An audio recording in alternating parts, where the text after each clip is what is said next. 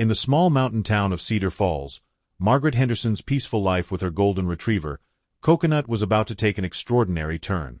Nothing could have prepared her for that crisp October morning when Coconut brought home a most unexpected friend.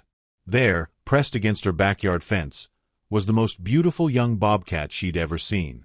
Not hunting, not territorial, but gazing at Coconut with an expression that could only be described as pure adoration. Day after day, this wild creature returned, not for food or shelter, but for something far more precious: friendship. Their bond is a gentle reminder that love doesn't need words or walls. It only needs kindness, time, and an open heart. Before we start, hit the like button and make sure to subscribe if you haven't, and hit that notification bell so that you won't miss any new stories. Margaret Henderson had lived in the small town of Cedar Falls, Montana for 67 years. She'd seen drought years that cracked the earth like broken pottery, winters that froze pipes solid for weeks, and spring floods that sent deer tiptoeing through her vegetable garden. But in all those decades, she had never seen anything quite like what happened on that crisp October morning when her golden retriever, Coconut, brought home a friend. The warning signs had been there for weeks.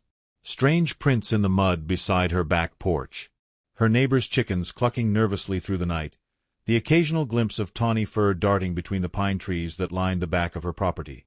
Margaret had figured it was probably a coyote. They'd been moving closer to town in recent years, following the easy pickings of garbage cans and pet food left outside. She'd been extra careful with Coconut's evening walks, keeping her on a leash and carrying her father's old flashlight. At 12 years old, Coconut was still spry enough to chase squirrels. But Margaret worried about her aging retriever tangling with something wild and dangerous. The morning it all changed started like any other.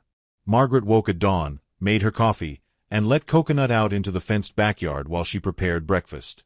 She was stirring scrambled eggs when she heard it. A sound she'd never heard Coconut make before.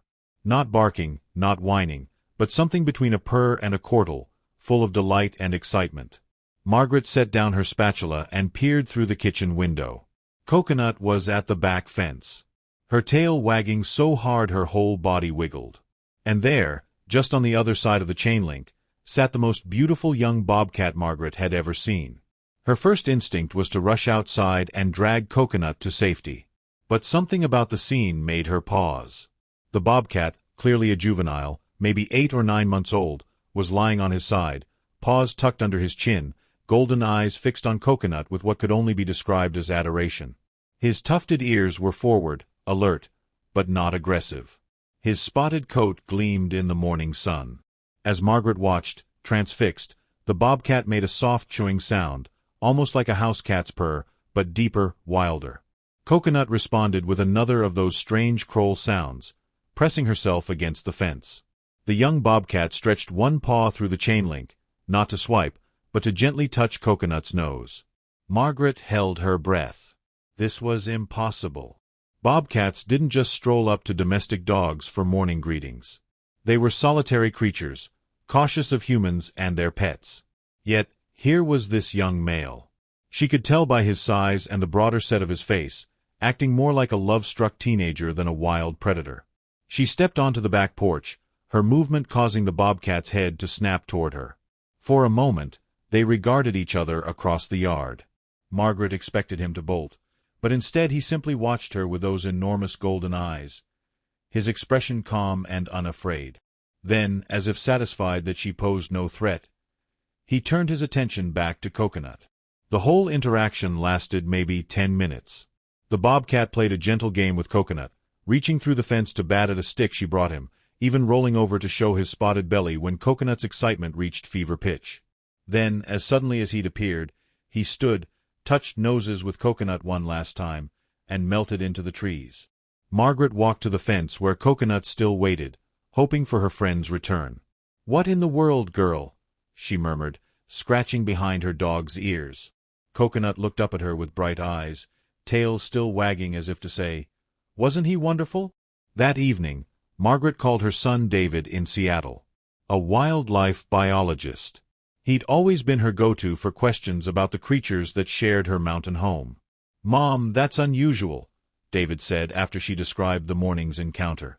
Bobcats typically avoid domestic animals, especially dogs. He was probably just curious. I wouldn't worry about it unless he becomes aggressive. But the bobcat returned the next morning and the morning after that. By the fourth day, Margaret had stopped being surprised to find him waiting by the fence when she let Coconut out. She'd taken to watching from the kitchen window, marveling at the unlikely pair. The bobcat. She'd started thinking of him as Bubba, a name that somehow suited his rugged appearance combined with his unexpectedly gentle nature. Seemed to have adopted Coconut as his best friend. He'd arrive just after dawn, settle beside the fence, and wait. The moment Coconut bounded outside, his whole demeanor would change. His ears would perk up. His tail would twitch with excitement and he'd make that strange chewing sound. Their play sessions became more elaborate. Bubba would bring Coconut presents, a particularly nice stick, an interesting rock, once a bedraggled tennis ball he'd found somewhere. Coconut, not to be outdone, began carrying her toys to the fence to show him. Margaret watched them play a version of fetch with Bubba batting objects back and forth through the chain link. The other neighbors had noticed, too. Ellen Morrison, who lived next door, mentioned seeing the bobcat crossing her yard. "Strangest thing," Ellen said over the fence one afternoon. "He just walked right past my chickens. Didn't even look at them. Almost like he was in a hurry to get somewhere important." That somewhere, Margaret realized, was her backyard to see Coconut. As October turned to November, Margaret found herself genuinely looking forward to Bubba's visits. There was something magical about watching the growing friendship between her domestic dog and this wild creature. Coconut had been showing signs of her age, moving more slowly on walks, sleeping more, less interested in her toys. But Bubba's presence had given her new life. She waited by the fence every morning, whined with joy whenever she spotted him through the windows, and had more energy than she'd shown in months. The first time Bubba joined them on a walk, Margaret nearly turned around and went home. She was leading Coconut down the quiet dirt road that ran behind their property when she heard a rustle in the brush. Suddenly, Bubba emerged from the trees, falling into step about 20 feet behind them. Margaret's heart hammered, but Coconut was ecstatic, turning to look back at her friend every few steps. Bubba maintained his distance, never approaching the humans, but clearly enjoying the shared walk. He'd disappear into the underbrush when they encountered other people or dogs, only to reappear once the coast was clear. Soon, his presence on their walks became routine. Martha Webb, the town librarian, stopped Margaret one afternoon as she was returning from a walk. "That bobcat," Martha said, her eyes wide. "I've been hearing stories. People say he follows you and Coconut around like a guard dog." "He's harmless," Margaret replied, though she understood the concern. "He keeps his distance, never approaches people, never causes any trouble." That was true. Despite his growing boldness around Coconut and Margaret, Bubba remained wild enough to respect human boundaries. He never approached if there were children around, never lingered in yards where he wasn't welcome, and always gave humans plenty of space. The weather turned colder as November progressed. Margaret worried about Bubba spending nights outside, especially when the first snow began to fall. She'd started leaving a small covered area on her back porch just in case. An old dog bed she'd found in the basement protected by a plastic tarp. She never saw him use it during the day, but sometimes when she woke in the morning, there would be a perfectly round depression in the bed and a few tawny hairs that caught the light. It was David who finally explained Bubba's behavior when he came home for Thanksgiving. "He's probably an orphan," David said, watching Bubba and Coconut play through the kitchen window.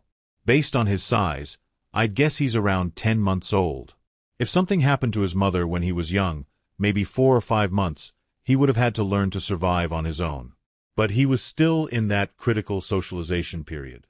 Being around your house, seeing Coconut, it became normal for him." "So, he's not dangerous?" Margaret asked, though she already knew the answer. Anyone could see the gentle nature of this particular wild animal. "Every wild animal is potentially dangerous, Mom. But this one," David shook his head admiringly, "this one has chosen domesticity in a way. Not fully. He's still wild, but he's formed a bond that's overriding his instincts." As winter deepened, Margaret watched that bond grow stronger. Bubba began spending entire days in her yard when storms hit. She'd find him napping under the covered porch.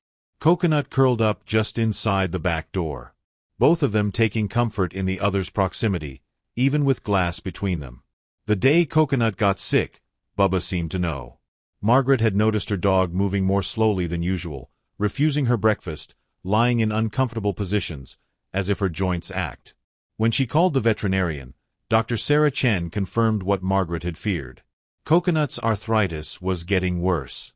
At 13, she was experiencing the inevitable decline of age. That afternoon, as Coconut rested on her bed inside, Bubba appeared at the fence earlier than usual. He didn't wait for his usual playmate to come outside. Instead, he seemed to sense something was wrong. He paced the fence line, making soft sounds. Not his usual chore of greeting, but something more worried, more mournful. Margaret opened the back door. "She's resting, Bubba," she said softly. "She doesn't feel well today." As if he understood, the bobcat settled beside the fence and waited. He stayed there all day, a faithful sentinel, even when it began to rain. That evening, Margaret made a decision that would have seemed impossible 6 months earlier. She opened the back door and, after a moment's hesitation, unlatched the fence gate. "Come on," she said quietly. "She'd want to see you." Bubba approached slowly, his wild instincts wearing with his desire to comfort his friend. He followed Margaret to where Coconut lay on her bed just inside the door. Without hesitation, he curled up beside her, still outside, respecting the boundary between wild and domestic, but close enough that Coconut could rest her head against his warm fur. They stayed like that through the night.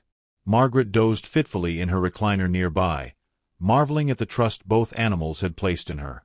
When dawn broke, Bubba quietly slipped away, but not before gently nudging Coconut's face with his nose. A wild creature's version of a get-well kiss. Coconut's health improved with the medication doctor Chen prescribed, and their routine resumed. But something had changed. The bond between all three of them, woman, dog, and bobcat, had deepened beyond simple friendship. As winter gave way to spring, Margaret realized how profoundly Bubba had changed her life. She'd been lonely since her husband Harry's death 2 years ago. Coconut had been good company, but the house had felt too quiet, too empty. Bubba's presence had brought a sense of wonder back into her days. She found herself looking forward to mornings again, eager to see what new interaction would unfold in her backyard. The town had grown accustomed to their unusual friend, too.